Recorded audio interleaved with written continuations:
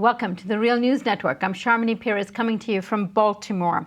One of the 43 students missing in Mexico have been identified by an Argentinian forensics team investigating their disappearances. In search of the students, they have also uncovered a number of mass graves with human remains in narco-controlled area of Mexico. The families of the 43 students and their supporters gathered in tens of thousands again this weekend in Mexico City, some of them calling for the resignation of President Enrique Peña Nieto.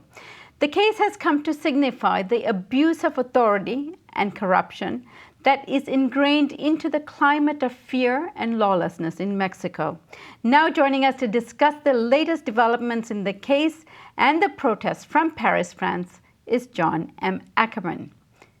He's professor at the National Autonomous University of Mexico and editor-in-chief of the Mexican Law Review. As always, thanks for joining us, John. Thank you, Sharmini. An honor. A pleasure as always. Yeah.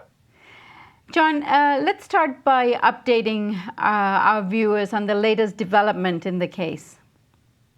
Yes, well, they've apparently identified the remains of one of the students, but there are a lot of questions about this identification. All they have is a bone fragment and a tooth, which the laboratory in Innsbruck, Austria, has identified shares DNA with the family of one of the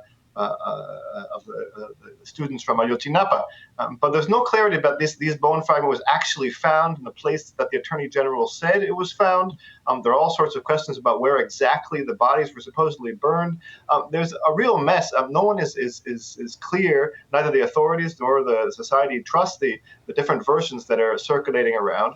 And so really this doesn't look like we're moving towards closure in this case, but towards more doubt and more mobilization.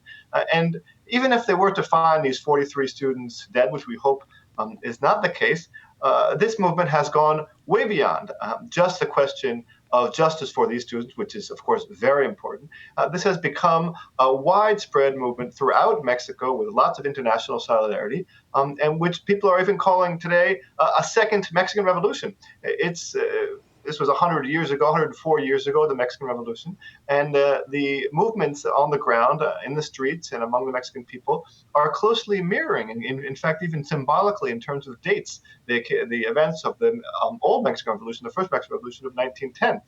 The most important march recently was on November 20th, which was the 104th anniversary of the Mexican Revolution. And this last Saturday, December 6th, which is the moment in which one of the parents of the law students openly called for the destitution, resignation of Enrique Peña Nieto. But he went beyond that. He said that he was refusing to acknowledge Enrique Peña Nieto as president of the Republic and calling for generalized civil disobedience. So this is upscaling the protest much far beyond asking or requesting resignation to actually enacting citizen and popular power.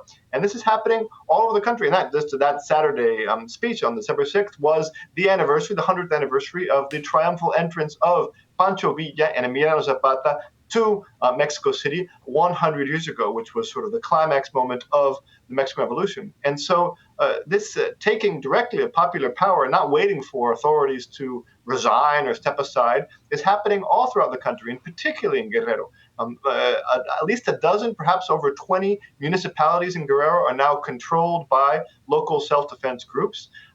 Protests have exploded throughout the country. One of the most important universities, the Polytechnic Institute, is now having a new national congress to completely redesign its internal organization and make more democratic student participation within the university.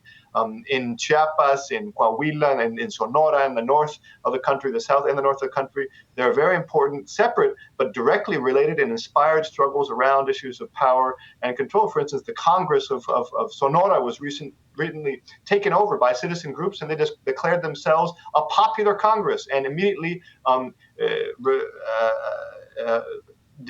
destituted, or how do you say that in English? Symbolically removed Peña Nieto from power, as well as the governor of the state of Sonora.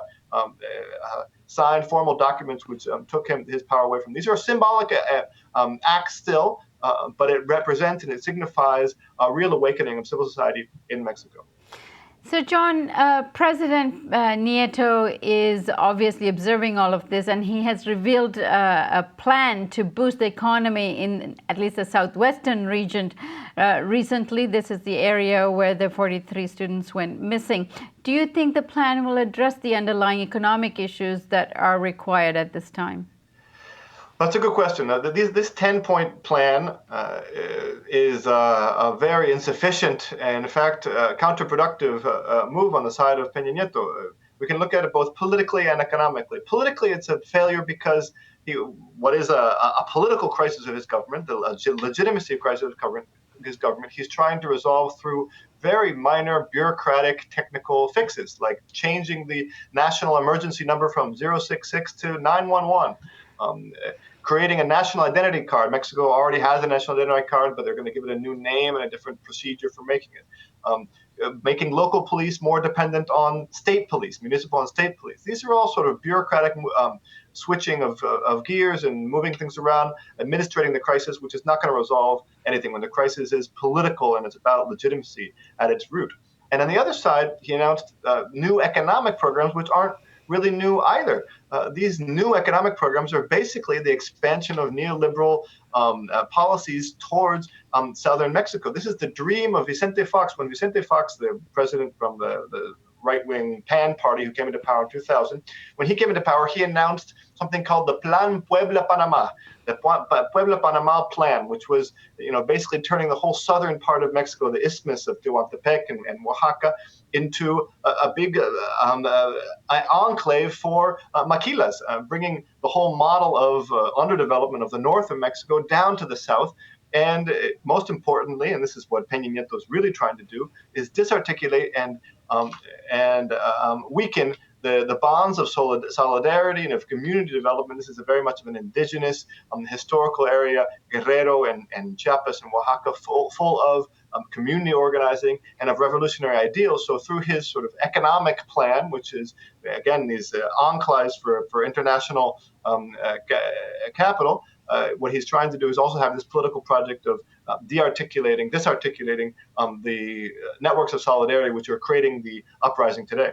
So, John, let's continue this discussion about the economic plan and whether it's going to seriously address some of the problems that's giving life to these kinds of, violent criminal activity in areas like Guerrero.